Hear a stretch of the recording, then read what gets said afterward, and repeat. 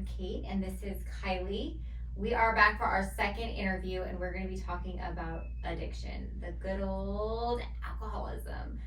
So, Kai, well, first of all, thank you for being here. And can we just cheers with these cups? Of course we can. Cheers, darling. Fellow Skelo. Yep, and FYI, guys, so I told you I was getting these cups, and so 10% of all the proceeds are going to go to people that are willing and ready and wanting to change their life, whether they're alcoholics, drug addicts, suffered from domestic violence, need to get out of bad situations, had cancer, need help, whatever it is, it's just everything from Fellow Skelo will be going towards that cause. So these will be live, I believe, next week. So go ahead and make your purchases when available. Okay, so we have Kai today. I'm so excited because she is one of my very best friends. So I guess, well, first of all, what is your sobriety date? It is July 10th, 2013. So I just had 7 years in the beginning of July, which is insanity. That is insanity. It's like straight insanity. I feel like it's just flown by. It doesn't even feel real. Sometimes I don't even believe that this is my life. Right. And comparing, like, just in that moment, when you think of the woman you are today versus the woman you were before you got sober, what does that make you feel? I mean, it's like night and day.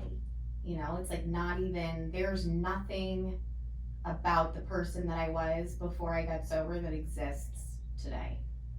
And that was like one of the things that I said when I came in is that, you know, like my story is not, you know, I didn't live under a bridge, I wasn't homeless, like I looked okay on the outside, and that was kind of like the theme in my story, but anything that made me the person that I am today, or just, you know, who I've been my whole life, just didn't even exist when I got sober. It all was gone. So what I get from that is everything good in your life and all that you've accomplished, because we're gonna get to all of that too, is all because you're sober today. Correct. Yep. Yeah, I don't get to have any of that if I'm not sober. Yep. Okay, and I love that, and I think that, I mean, that's something I just want to highlight too for, you know, our viewers, is like, you didn't look homeless, like, and that's just the stigma too that, like, that I want to break. You know, if you were to see you, because you came from a nice family, a good home, like you had everything. Correct. I had things. Yep, and you, if I were to look at you, I'd be like, oh, she's doing fine. But on the inside, you were dying. I was literally a shell of a human being. When did you, okay, so take me back to like your childhood. Did you have any behaviors that were like addictive behaviors, or were there any signs back then? That's a good question. Thank you. I kind of thought, like, as soon as I asked that, I was like, that was a good one. I don't know. You know, I've had a great life, you know. I have a very loving family. I have 2 parents who are still married. I'm the oldest of 5 children. Like, my life has been really good. But my parents are both now sober alcoholics, and they got sober when I was 10. So I don't really remember a lot of my life before the age of 10. I don't know if most people do. I don't either. Okay. Sometimes I like to pretend that it's like play the alcoholic card, but like really nobody remembers. Yeah. So yeah, I don't really remember a lot before that. Okay. So, you know, no traumatic experiences as a child that. What would you say, when was like your first thought with drinking? Was it your first time you drank where you were like, oh my gosh, I love it? Like, tell me about that. What was the time that you first drank? Did you black out that day, or could you manage it? Like, when did you realize, like, oh my gosh, I love this, and then, like, I can't stop? I mean, all of the above. I loved all the things about the first time that I drank. I blacked out. I fell asleep, like, on my friend's floor in her living room, and I was hungover the next day, and I thought it was so cool. Like, literally, it was like, shut up. It was like hangovers were cool. Yeah. I mean, it doesn't even make sense now. Right, but when at you're the time, younger and you look at, like, glorifying drinking, which society does way too much. Oh yeah. You were like, oh my gosh, I'm like so cool. Right, I was like, okay, like I've made it. And so I loved it. It didn't become a regular thing for probably a few years. I mean, I was 13 when I took my first drink. Okay. But knew, and you know what? Maybe I did have addictive tendencies when I was a kid. Here we Because go. I can remember going into a bathroom. It was my grandfather's funeral, so I was in 4th grade. I don't know how old you were in 4th grade. No idea. 10, 11, something like that. And I remember going into the bathroom, this is like back in, you know, the early to mid 90s, and you could still smoke inside restaurants. And I remember there was like an ashtray in the bathroom, and I picked up a cigarette and I looked at myself in the mirror and I pretended to smoke it. And I was like, I can't wait until I can smoke cigarettes at like 10 years old. Oh my gosh. So maybe there was something wrong from the beginning. Other than that, it was like pretty normal, I feel like. Okay. Yeah. I don't know when I first realized that I needed help. Yeah. Did you start to like act out or get in trouble or in high school, or was it college, or maybe was it after college when you lived in the city, or? So I did a ton of destruction before I went to college. Okay. I had my first intervention when I was 17. I had just graduated from high school. That was also in your July. Your family thought something was really Oh, wrong. they knew something was wrong. Okay. They were getting phone calls from, we lived in a very small town. They were getting phone calls like, we just saw your daughter at whatever, this gas station at 4 a.m. and like, she can't be there. Yeah, she was driving, always She was driving. blacked out. Correct. Oof. And I had this car when I was younger that like, again, it was like a thing, you know, and so I looked okay on the outside. But my car had my initials on the license plate, and so everywhere that I went, everybody always knew that it was me. There she goes again. Yep. They were like, why is she going just back and forth and back, like, all the time? And I drove every single time that I drank. Man. Yeah. Never got a DUI. Got in a lot of car accidents, but I was really enabled, and my dad would kind of just bail me out of them. Yep. So, yeah. So, things kind of came to a halt right before I was supposed to go to college. Okay. So this was your first intervention put on you by your family. Mm-hmm. And how did you respond to that? Because I can imagine, I mean. Oh, you know what? It wasn't my first Okay. intervention. So you had one in high school? I did. I forgot.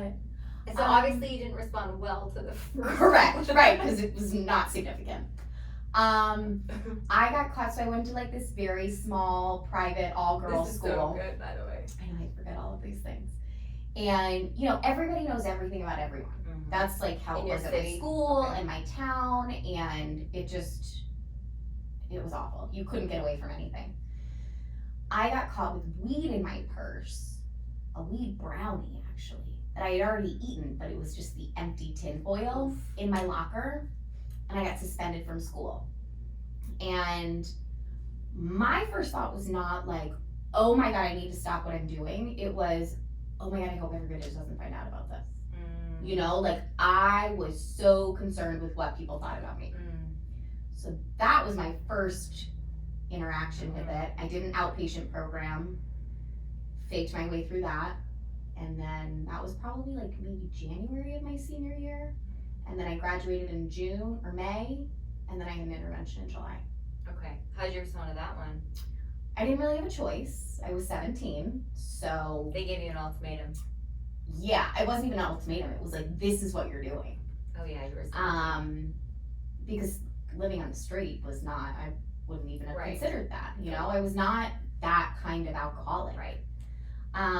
So I went to treatment, and I went to treatment for 4 months, and I stayed sober for 4.5 years, and I like got really involved in AA, and I had a sponsor, and I worked steps, and I did all the things. I went to college, I stayed sober throughout college, I studied abroad in Italy, I turned 21 while I was living there, sober, like So you were doing licensed? Skype meetings, actually. Wow, it's kind of funny because now the times are got Right. better. That was Exactly like that. 12 years ago. Yeah, Skype is out, Zoom is in. Yep.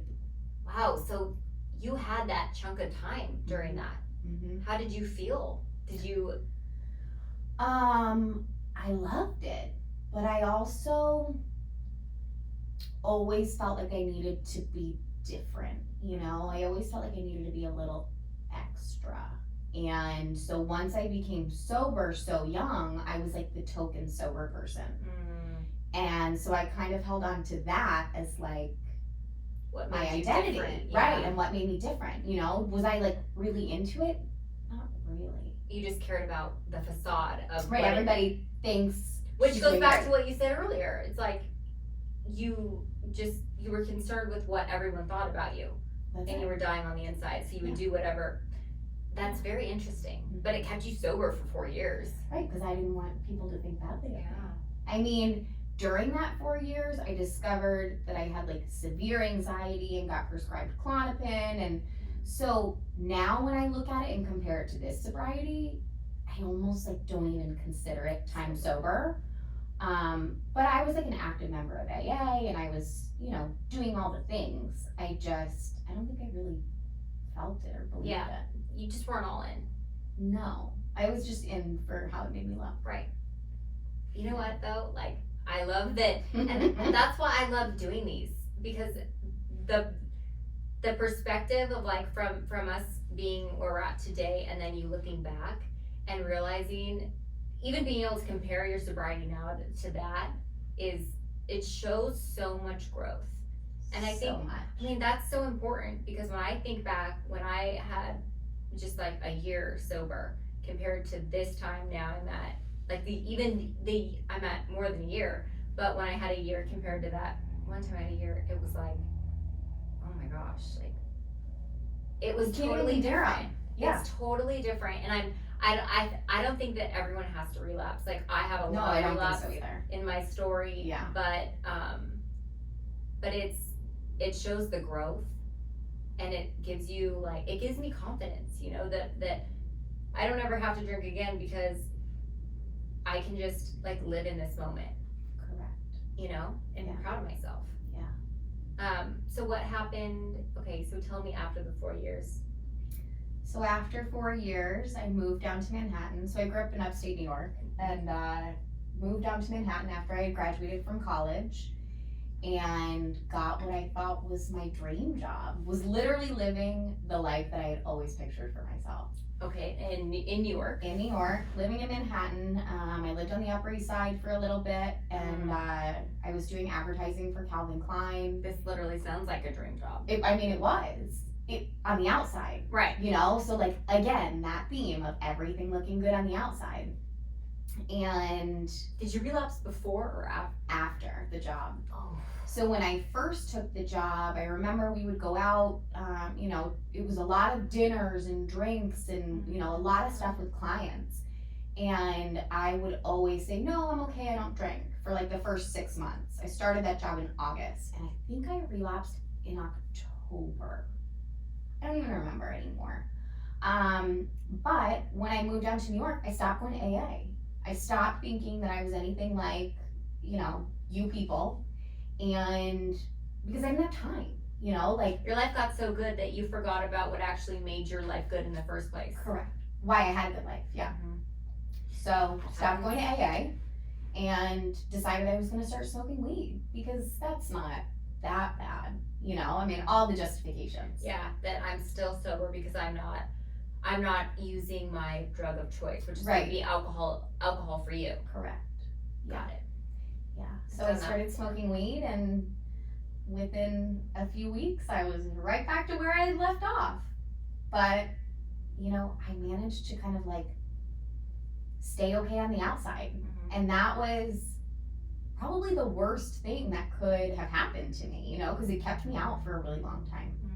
Because nobody really knew. No. Until they did. And then it was kind of, everyone was just walking on eggshells. But, you know, during that time, I continued with my career. I, you know, had a different illness every week, because I was at least going to miss 1 or 2 days a week of work, because I was so hungover that I couldn't even get out of bed. Yep. Would you just make up excuses after excuses? Oh, I mean, the chronic- stomach flu, this and that. I mean, I always had the stomach flu. Like, it was, I don't even know how I came up with these things. Wait, do you think that, to like your parents and your family, do you think that they were walking on eggshells because they didn't want to believe that you were not sober again because it was like, oh shit. Yeah. Yeah. They knew. And so my parents have been sober since I was 10. Yeah. And they are So they active knew. members of AA. They knew, but it's like, I think it as a parent too, because I've talked to my parents about this. Like, there was some times when they could tell my behavior was different, but I think they were just praying to God that I was still sober, because they just knew it was gonna be like tragedy for the next year. Yeah. Like, it was just like, to watch your kid go through that. I know. But I think, and also, you know, it's like, now looking back, that's another reason why I want to like have this and talk and like make these subjects so open and not so much like taboo, because the more that we talk about them and make light of them, the less that people just like throw things under the rug that are uncomfortable. Right. You know? Which is like this organization that I do when we did the 5K for last year. You know, Shatterproof, they fight to end the stigma around addiction. And a lot of people actually are like, well, what does that mean? What is the stigma? And I was like, well, what do you think of when you think of alcoholics? Exactly. You think of a drug addict who's homeless, who's coming into the ER, you know, complaining that they want pain meds. Yep. Like, who had something tragic happen to them in their childhood that made them just... If this happened to you, you would drink too. Yep. And that's so not true. No. It is so not true.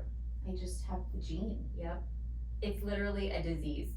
And I don't know about so you, genetic. but it is, 100%. Yeah. 100%. This is so sidetracked, but now that you said that, do you worry about your kids having this disease? Because frankly, I do sometimes, you know? And I know that like letting go and just... Right, and like, I haven't even like met the person that I want to have children with. That's true. I mean, right, that doesn't stop me from like coming up with baby names and stuff. 1000%. I know, sometimes when I'm talking about addiction and stuff, it brings me back, and I just think of like my parents having to deal with me and with you, you know, and an active alcoholic, and then trying to help and trying to figure out and navigate like, how do we help this person? Without enabling them. Yeah, I mean, it's hard. And I've seen it like even in friendships and like relationships that I've had, watching somebody who's an active alcoholic is so sad. It's so sad, but I don't know, you just feel so helpless. But recently, like my youngest brother, we actually just had an intervention for him not that long ago, and he's in treatment now. And so kind of like getting to be a part of that whole process. Kind of showed you the other side a little bit. Yeah. And it was sad, but it was also kind of like, hey, listen, this is what you need to do because we're worried about you. Yep, and we love you. And we love you, and this is because we love you. Yep. Oh, he's so lucky to have all of that love, and especially all that sobriety and experience too. I know. It's not fun when you're out there though. No. It's really not fun to have sober parents when you're trying to live your best life. Right, in your addiction? Yeah, it's awful. Oh my gosh. Awful.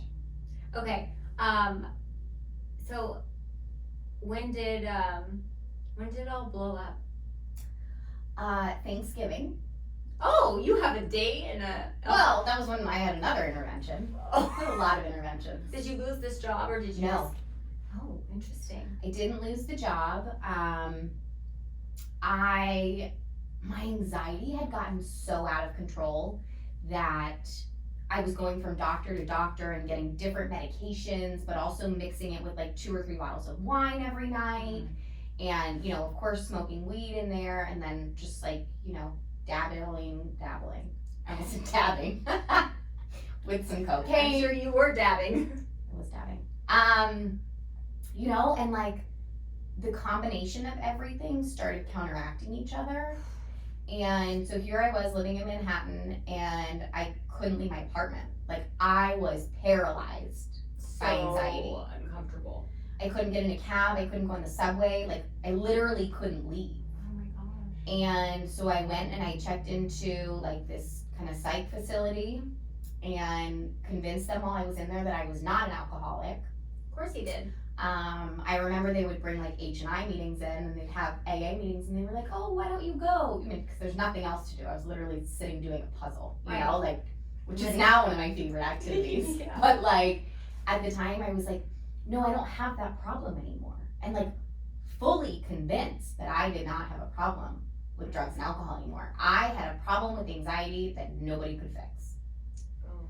So convinced them to increase my dose of Klonopin while I was in there.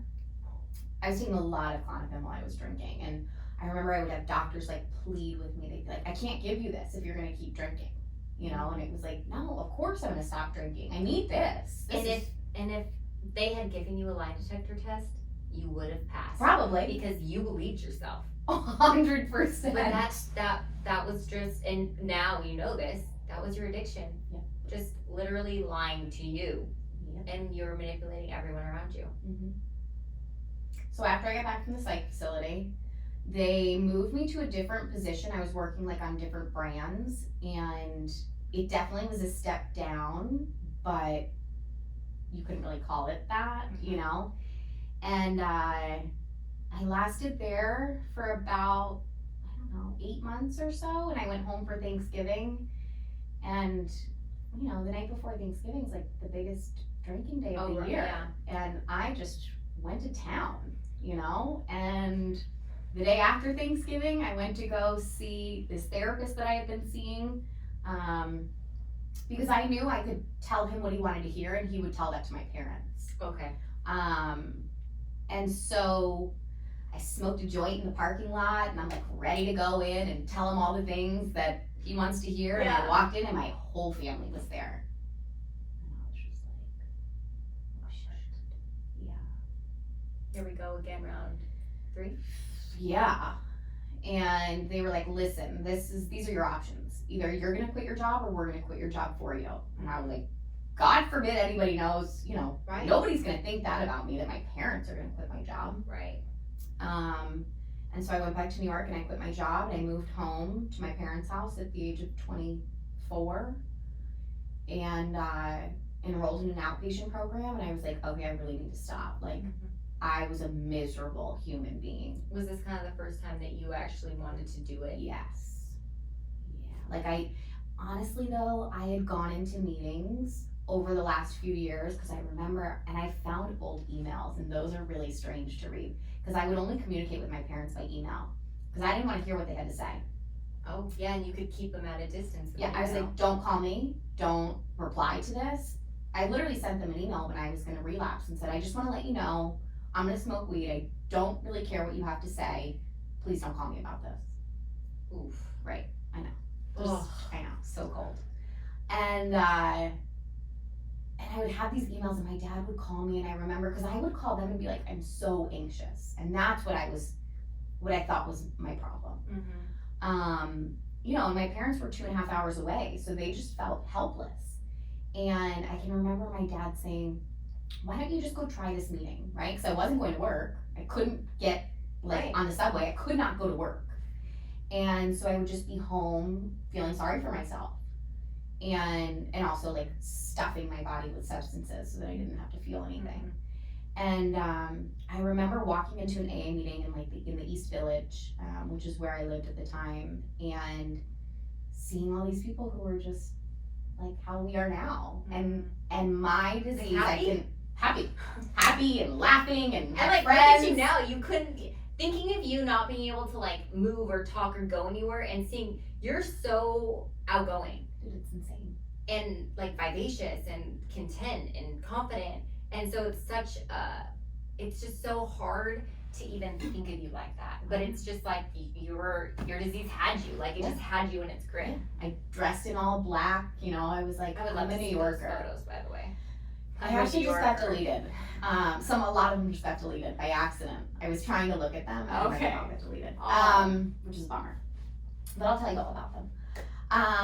And my disease was so loud that it told me that I was never going to have that again, and that I could not attain that. And I believed it because, like one of my best friends says, my disease talks to me in my own voice. So like, I don't question it, you know? It's not like it's this outside source. It's literally talking to me in my voice, telling me, you will never be happy. This is what you're gonna do for the rest of your life, and you better just accept it. Yep. So, Your disease wants to kill you. oh, for sure. It wants, and it's so crazy because a lot of people think that having alcoholism or drug addiction, that it's a will, like a self-will problem. Right, That like, we why don't- did you do that? Right, that we don't have any logic, or that we don't have strong enough will to stop. And that could not be further from the truth. Mm-hmm. And it actually makes me so mad when people say that, Mhm. because I wanted to stop. You know, I didn't want to make my parents unhappy. I didn't want to lose as many friends as I lost. I didn't want to do the hurtful things that I did in blackouts. Mhm. That wasn't, It wasn't me. yeah, I would wake up and you know, friends wouldn't talk to me, or my parents would be crying, or my car would be totaled, and I would have no idea how it happened. Yep. And that just like over time, like just shame and then guilt, and Correct. shame and then guilt, and shame and guilt. And then I was just like you said, a shell of a person, because eventually you just lose hope. It's like, I'm just gonna keep doing this. Yep. Because You know, I feel bad about what I did, so I'm gonna drink about feeling bad, and But it's I like, can't stop. After you try and stop on your own so many times, or with that self-will that people think, you know, that we need to have stronger self-will in order to stop. It's, man, it's sad. luckily I came from a place where addiction was understood. Right. You know, I didn't come from a family that told me that I was bad and, Mhm. you know, that there was something wrong with me. Yeah, your parents And were I know a both lot of sober. people struggle with that. I know that I'm so lucky to have the support system that I have, For but, sure. yeah, you know, it was like, I couldn't do it on my own. Mhm. So you went to that outpatient, or this? I went to outpatient and, I did the work and I really wanted to be sober again. And I started dating this guy who was also newly sober, and he was my boyfriend. He didn't know he was my boyfriend. Oh, You know those? yes. And he decided he was gonna move away without consulting me first. Rude. Correct. Like, how dare you? Right. So at 89 days sober, I decided this is enough for me to take a drink, and I took a drink at 89 days. And for the next 4 months, like, imagine that person that came home from New York, like, it got worse. You know, I didn't think it could get worse, and it got worse. Every relapse got worse. Ooh, it was just, there was just like incomprehensible demoralization. Like, how did you bounce back from that? Did you for a while, or did you just No, stay I in that? just, it was literally exactly what you were talking about. It was like the guilt and the shame, and so I'm just gonna stuff it and keep stuffing it. Kind of like, F it. Correct, yeah, because there was nothing I could do. You know, I was kind of like, you know what, this is who I am. And I woke up one day after completely embarrassing myself at a family wedding, and, you know, I don't come from a super conservative family. Like, my last name's O'Connor. Everybody loves to drink and have fun, and somehow I still stood out. And Oh man, I relate to that. yeah, it was really bad. I literally woke up one day in the beginning of July of 2013, and nothing was different. You know, I hadn't done anything more destructive, but I just woke up and I knew that I couldn't do it anymore. And so I started reaching out to people, and I reached out to a girl that I had gone to treatment with 14 years ago now, Karen. And I knew that she had come to Long Beach to go to treatment, and she was still sober. And so I reached out to her, and she gave me Ed's number, and I came out here, and I've never left. Wow. Well, I'm so glad, first of all, that you came out here. Same. I love my life out here. Well, tell us about your life now. By the way, getting sober and being in rehab, was it easy? No, it was the hardest thing I've ever done. Actually, I don't know. Nursing school was pretty hard. But no, it was so hard, and it was so uncomfortable. And I had fought for years not to feel uncomfortable. Like, literally, that was my goal. Wake up in the morning, and I am not gonna feel uncomfortable today. You know, what do I need to do? What do I need to take? Right.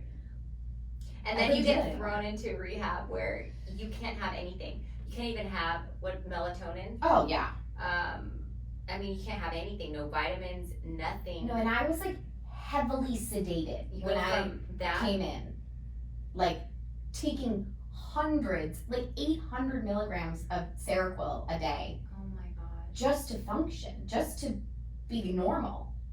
And then you throw in like 8 other girls, same, right, who are all dealing with different things. But there's, and they're like, let's talk about your deepest, darkest fear, and it's like, this is awful. This is literally the worst.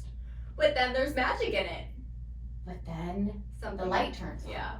How long did it take for you to like? Were you pissed? How long were you pissed? I don't know. Or if just I was like when you pissed. woke up. I mean, I did throw a temper tantrum in treatment, and everybody who was there will tell you. I mean, it was in a room full of people, adults, not the people that I was in treatment with. Like all the treatment team, everybody who worked there, my parents. I was on the floor kicking and screaming because they took away another one of my medications. And I was so out of control and had 0 coping skills that my best thinking was to lay on the floor and cry. I don't know when the light turned on really. Probably slowly. Yeah, it took a while. You know, I was in a fog for a really long time. And I don't know, one day I just I was in treatment for 6 months, and I started loving my life while I was in there for sure. But maybe it was when I got out and I had about 9 months sober, and I just realized, like, wait a minute, like, wow, this is my life. I live a block from the ocean. It's sunny, like, it's just, I don't know, I never imagined that this would be my life. And what was your anxiety? How was it? Oh, I mean, I take nothing now for anxiety. Wow. Right? And Wow. so, yeah. That's amazing. It's insanity. I mean, it's been a lot of hard work. Oh. You know, but I don't know, ever since waking up that day and just knowing that I couldn't do it, it was like I just was willing to do the work. Not every day. Right. Some days I want to sit in my bed and sleep until I feel better.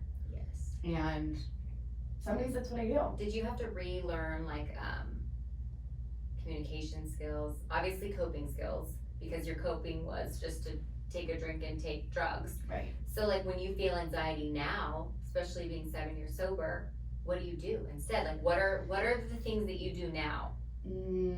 Sometimes I like huff essential oils and just close my eyes and just try and be present. Do you meditate? I mean, yeah, I try. Yeah. You know, it doesn't work for everyone. I'm a super stubborn person, and I know that I feel better when I meditate, but I still don't do it every day. Right. Just because That's I'm normal. like, I don't want to. Yeah. I'm lazy. Is really the bottom line.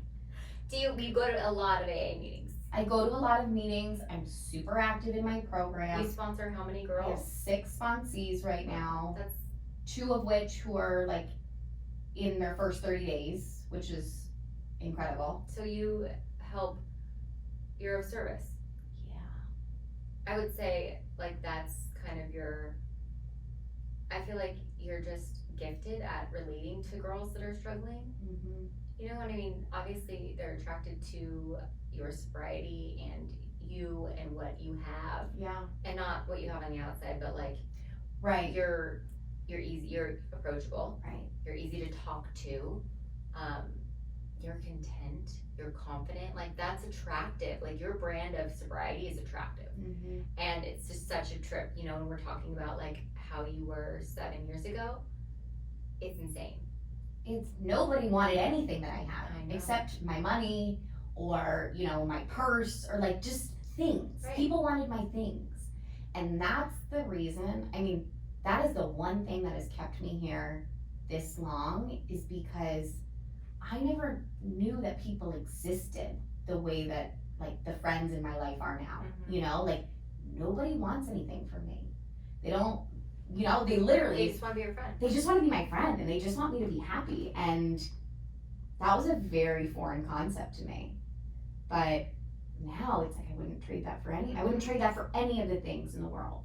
And now, tell us a little bit about like what you're going after and the things that you're accomplishing. Because this is like so important. You know what I mean? Like Yeah.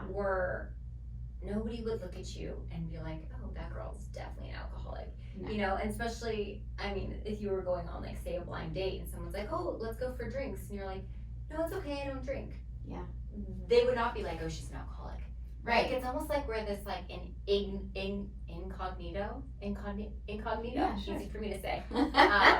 And sometimes I feel like I have this, like, super fun secret, and I don't go around telling people, but it's fun to talk to other people about this.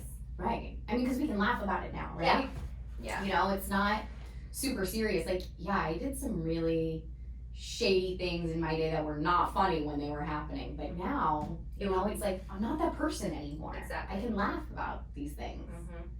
But yeah, I mean, my life today is totally different. Like, So did you just graduate somewhere? I did. I just graduated from nursing school. Oh my gosh. And I'm waiting to take my board exam, and then I'll be an RN. And I actually just enrolled in a master's program so that I can get my nurse practitioner.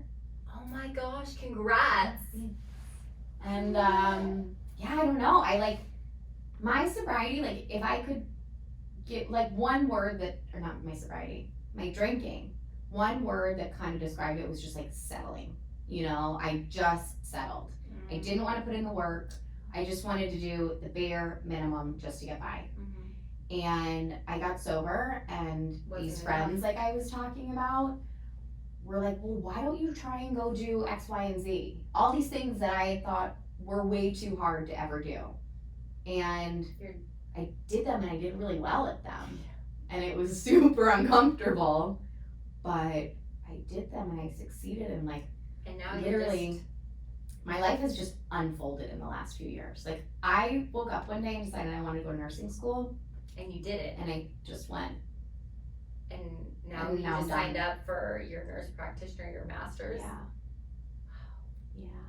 That's big things. I know. And do you... real grown-up stuff. Yeah, real grown-up stuff. Yeah. Would this be all gone if you took a drink? 100%.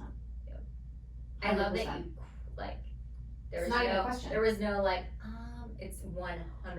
It's not even a question. Yep. I don't get to have anything that's in my life today if I am using or drinking. Yep. I think, like, oh man, and my too, like and honestly, the reason that this whole project has started is because I am so grateful now that I am a recovering alcoholic, because the way that I pursue things, like, I wouldn't have done that. No. I was just content with settling. And now I'm like, I deserve more. So I'm gonna go out and I'm gonna get it. You know, and I know, it's crazy. yeah. And so now I'm super grateful. Like, I would never think that I would say, I'm Kate and I'm a grateful alcoholic. I used to. Right, I thought those people were insane And when they annoying. said that. And And annoying. so I'd annoying. be like, oh, Carla, or whoever, like, You have no life. you have no It was life. literally my thought when people were like, I am a grateful recovering alcoholic. Me too. Why?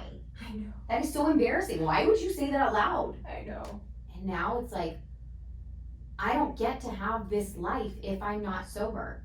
But also, if I wasn't an alcoholic, I wouldn't know, like, how great my life could be. And how to do things sober. Like, if I wasn't an alcoholic, I would be dating, probably still having like if I was dating, I would have to have like 2 glasses of wine before I would go out. Oh, for sure. Like, a lot of people still do that. They're not alcoholics. Right. They just aren't good with themselves. Like, they're uncomfortable. They have anxiety, you know, and they might have anxiety, but I just feel like being in rehab and like getting the help that we did and doing the work that we've done, it stripped us from all of that stuff, and we had to face being sober. And through that, it made us realize, oh my gosh, like, I can do this. Yeah. And confidence. I mean, I'm killing it. You're killing it. Yeah. You're killing it. I love it. Oh, Yeah. well, I am so happy that I got to interview today. Me too. And thank you so much for sharing your story. I mean, it's literally going to help. It's already helped so many people, and just, I admire you, especially for how much that you're of service and also just crushing all of your life goals. Like, it's insane, you know? It's crazy what happens when you put your mind to Yep. something. I know, I love you. Yeah, I love you so much. Thank you for this. You're welcome. I'm so proud of you. Thank you. This is That just means a lot. I mean, I was literally speechless when I walked into your warehouse this morning. You almost made me cry. I almost felt like I was gonna cry. It's almost, and I think I needed like one of my best friends to walk in here because I've been in a state of shock almost. We've just been going. Right. I'm like, We also are in quarantine, so nobody sees anybody. exactly. I'm like, is this happening? Like, I am literally doing. I'm in my you dream. did like you did it. I did it. You're not doing like you did it. Like you have a whole warehouse. Like the fact that you have an address to go to, like it just right. It's not your parents' garage. It's not your base. Like you did it. You literally decided, hey, you know what? I'm gonna start this clothing brand, and this is what I'm gonna do. Okay, did it. What's next? My gosh. And if you were to ask me, or anybody were to ask me, like, and somebody did ask me this actually a couple weeks ago that I work with. Mm-hmm. They were like, yeah, like, so you never drink? And I was like, no. They're like, if you did, would you just like get anxiety or? And I'm looking at this person, and it's in a professional setting, and I'm not going to divulge everything to him, but I just looked at him and said, I would probably lose everything. Mm-hmm. And he kind of looked at me like, and I was like, yeah, it would probably be bad. And he kind of got it, Yeah. but it was almost like he was a state of shock. But it was just like, I know in my in my heart, I know in my soul, I know Literally in my gut. I know I just know in my whole body. Yeah. I cannot afford to take a drink. If I were to take a drink, I don't know what would happen. Like my alcoholism would just, I don't know if I'd come back from it. I don't know if I have another. I don't know if I do either. And it's just like, when we have a life that we love like this, it's not worth it to take a drink. I'm willing to do anything to maintain my sobriety. Me too. At this point. Right. Even if it means being so So uncomfortable. And At that's the end been of like the my day- theme lately. Yeah. Is like, I know that I don't change unless I get uncomfortable. And so I've almost been pushing myself into uncomfortable situations To grow. so that I can grow. But like that's on me. That's so like who just said that? I know. It's very weird. Just sobriety, man. Yeah. It's pretty great. It's pretty great. All right. Well, I love you. I love you. Thank you for this. You're welcome. And guys, this will be on next, either Friday or Saturday, still getting on a schedule. And don't forget to tune in. Everything's going to go live. And if you guys have a story of a struggle that you went through and got to the other side, I'd love to hear from you too. All right. Thank you.